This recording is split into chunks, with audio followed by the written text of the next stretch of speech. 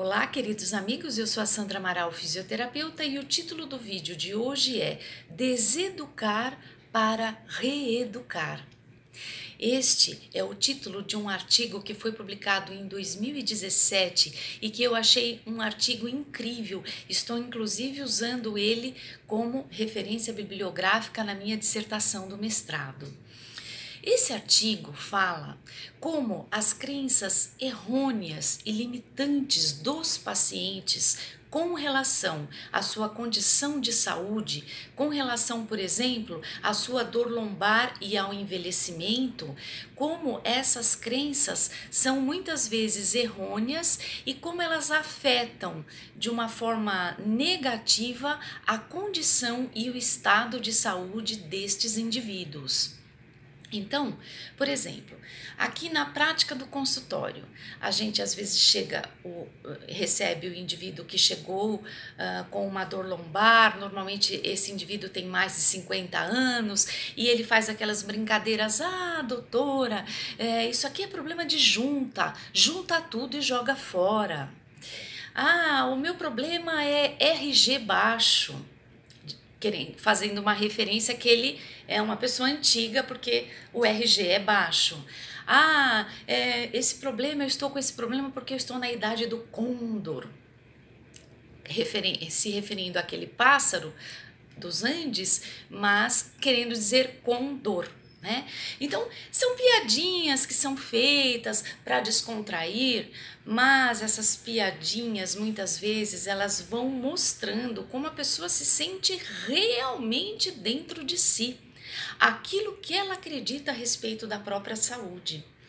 Então, este artigo mostrou, e eu vou mostrar o gráfico para vocês daqui a pouco, que o envelhecimento, que a linha do envelhecimento, 20, 30, 40, 50, 60 anos, não tem uma correlação com a dor lombar, porque a dor lombar ocorre, o pico dela é normalmente aos 40 anos, e a procura pelos serviços de saúde, pelos serviços de reabilitação diminuem com o passar, conforme a pessoa vai envelhecendo, no que diz respeito à lombalgia, especificamente à lombalgia. Estamos falando de dor baixa das costas. Então, eu vou mostrar o gráfico, vocês vão entender bem que não existe uma correlação entre envelhecimento e dor lombar. E as pessoas acreditam que conforme forem envelhecendo, cada vez mais a dor lombar vai surgir, vai aumentar.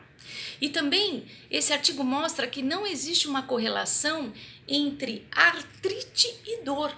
O indivíduo pode ter exames laboratoriais que comprovem a artrite, mas ele pode ser assintomático ou ter sintomas muito leves. E uma pessoa que não tem, por exemplo, uma artrite comprovada nos exames laboratoriais, ela pode ter muita dor.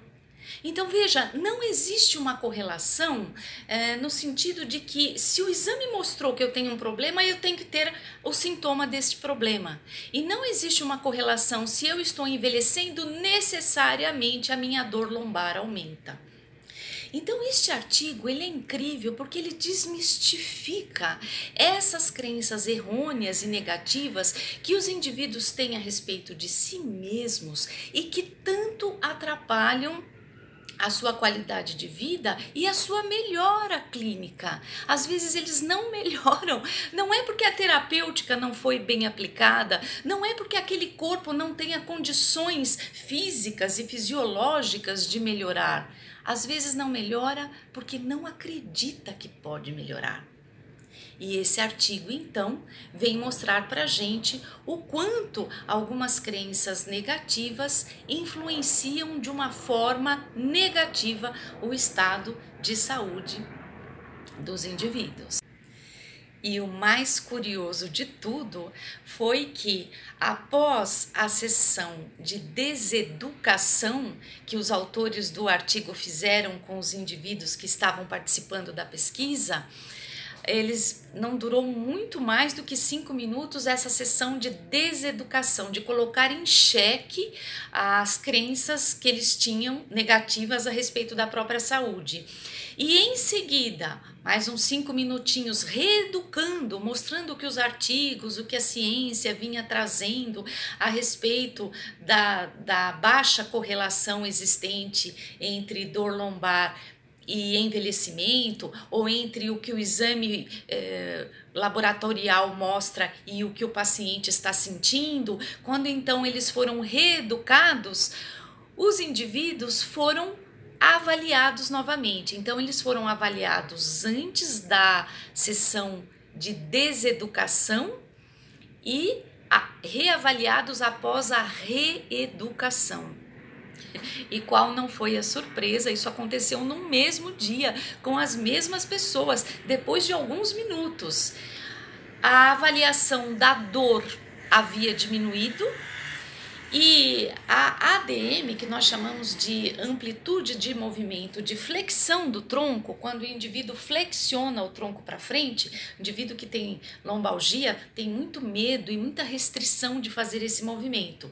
E esse movimento foi testado após a sessão de reeducação e a amplitude de flexão do tronco havia aumentado. Esses indivíduos haviam aumentado a sua capacidade de descer, de flexionar o tronco sem dor após a sessão de reeducação. Isso não é incrível? Não é para a gente pensar o tempo todo o que é que nós estamos fazendo, qual é a reflexão que estamos tendo com as doenças ou os desequilíbrios físicos que nos acometem, o que nós acreditamos que são essas entidades. São entidades que vão nos destruir ou são mal-estares que nós podemos contornar com o tratamento, o enfoque e o posicionamento correto? Esta é uma pergunta importante de fazermos para nós mesmos. E olha, aqui na prática do consultório, eu vejo muito comumente uma dor lombar que existe há muito tempo, mas que começou de uma forma muito inocente, vamos dizer assim. Às vezes a dor começa dormindo errado. Às vezes a dor começa com a pessoa deitada de lado, toda jogada, o quadril para um lado, o tronco para o outro, e é nesse sentido que uma intervenção muito simples, por exemplo, a joelheira do sono. Você veste uma almofadinha que tem a altura correta para separar um joelho do outro, promovendo um encaixe do quadril e um alinhamento da coluna. Às vezes, uma medida dessa é suficiente para contornar uma dor lombar provocada por mau posicionamento que nunca foi investigada e que vai piorando ao longo dos anos.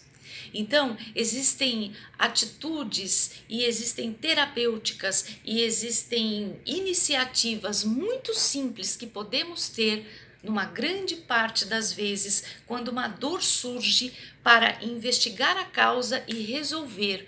Ao invés disso, muitas vezes a dor é ignorada, o medicamento analgésico é ingerido, aquilo nunca é investigado e, com o passar dos anos, vai se complicando e não para de aumentar. Então eu queria te convidar a experimentar a joelheira do sono, porque se a sua dor for por mau posicionamento, ela pode te ajudar muito, mau posicionamento do sono. E quero te convidar também para assinar, curtir, compartilhar e comentar este canal e as redes sociais LinkedIn, Facebook e Instagram e YouTube. Daqui a pouquinho, então, nós vamos ver o gráfico que eu prometi do artigo científico, mas já vou me despedindo de vocês. Muito obrigada pela atenção e até o nosso próximo vídeo. Então, este foi o gráfico utilizado pelos autores para deseducar crenças errôneas dos pacientes e reeducá-los através da informação correta. Veja, aqui nós temos uma linha que é a idade das pessoas, 20, 30, 40, 50, 60 e 70 anos. E essa linha azul aqui, ela é o desenvolvimento de lombalgia ao longo da vida destes indivíduos. Então, nós vemos que aos 20 anos quase não há dor lombar, aos 30 anos a dor lombar, a procura pelo serviço de tratamento de lombalgia desses indivíduos começa a crescer, 40 anos é o auge da dor lombar, aos 50 começa a diminuir um pouco, 60 diminui bem, 70 anos diminui significativamente e ao longo do avanço da idade, então, a dor lombar, a procura desses indivíduos para tratamento de dor lombar vai diminuindo cada vez mais, mostrando então que existe uma correlação muito fraca entre envelhecimento e dor lombar, porque ao envelhecer os indivíduos procuram menos os tratamentos de lombalgia porque eles sentem menos dor lombar. Já essa outra linha aqui, verde, é a incidência, a ocorrência, o desenvolvimento da artrite na população que envelhece. Nós vemos que aos 20 anos há uma procura muito baixa, 30 anos sobe um pouquinho, aos 40 anos sobe mais, 50 anos sobe bem mais, 60 e 70 anos sobe bastante. O que mostra que a artrite, sim, existe um desenvolvimento, uma tendência a se desenvolver artrite com o passar da idade. Porém, a pesquisa também mostrou que a existência da comprovação de uma lesão física, como exames que mostram artrite, não significa sintomatologia presente. Esses indivíduos podem ter artrite sem necessariamente desenvolver sintomas. Então, também existe uma correlação fraca entre a lesão documentada e o desenvolvimento ou a manifestação de sintomas. Nem sempre uma lesão causa sintomas. E a pessoa que faz o exame mostra que existe o problema, ela tende a achar que ela já é um caso perdido, que ela necessariamente vai desenvolver uma dor muito grande, quando na verdade esse gráfico e esse estudo mostram que não existe essa correlação. Então, isto foi deseducado e a nova educação foi levada para esses pacientes.